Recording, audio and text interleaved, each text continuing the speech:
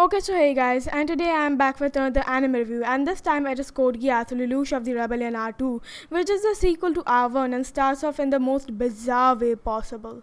I really hated how in the first episode they didn't address anything that happened in the last episode of R1, which made me so confused to the point where I thought I had skipped an entire season or something. Anyways, let's begin the review. Okay, so first let's talk about the Night of the Rounds. Gino is pretty nice near the beginning, but he was just so annoying in episode 24. But I still loved his nightmare, which was called Tristan, which is a pretty nice name too. However, I think they should have chosen another color scheme for the Tristan, since his color scheme is all over the place, and I think if it had only one color like blue or something, it would look much cooler. I also like how the head of the nightmare is so small compared to the rest of its body. Anya is pretty average at the start, and this anime puts so much focus on her recording everything that I thought that her taking photos and recording everything would be important at some point, but at no point was it important, so why does she have that character trait anyways? Her moderate was pretty cool and powerful though, and I loved it.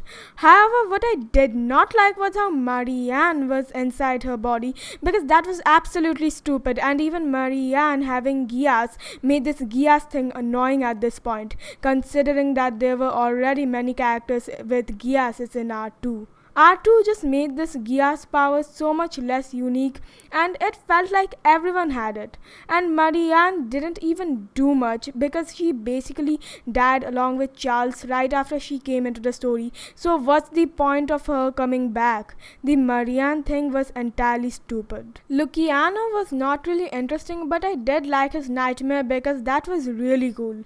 Anyways, why doesn't the Britannian Empire give members of the royal family like Cornelia, who are good in nightmare combat, some powerful nightmare frames like they gave to the Night of the Rounds? We saw in R1 that Cornelia is great in battle and is even called the goddess of victory or something. So what's the reason of her not getting a better nightmare?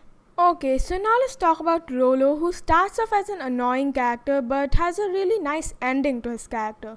The part I hated the most about him was how much he hated Nunnally. Now I do get why he hated her, but doesn't he get that if he killed Nunnally, then Lelouch would automatically start hating him too?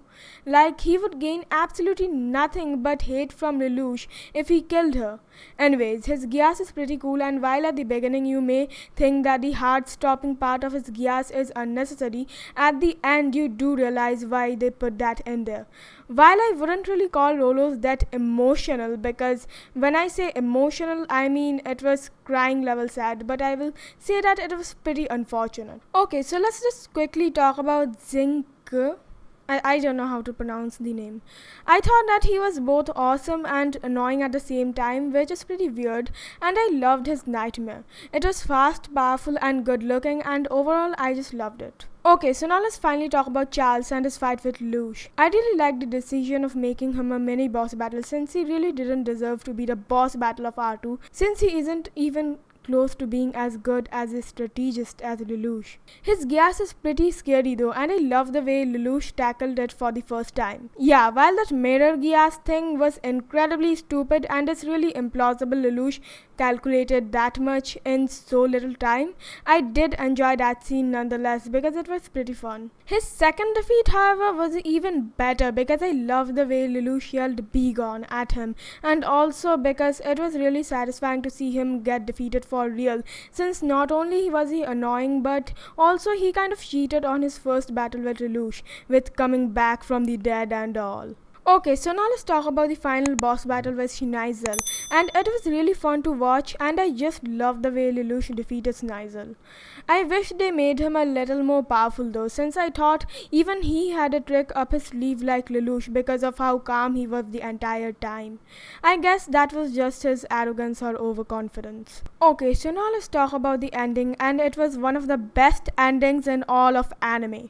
I really loved how such an anime which is all over the place has such a nice and satisfying ending, and the ending is probably the reason why I will give R2 a 10 out of 10, because without this ending it's kind of a mess. And ending is a very important part of any anime or movie after all, because it is what concludes everything, and that is also why endings have huge responsibilities. And this ending fulfilled its responsibility in the best way possible.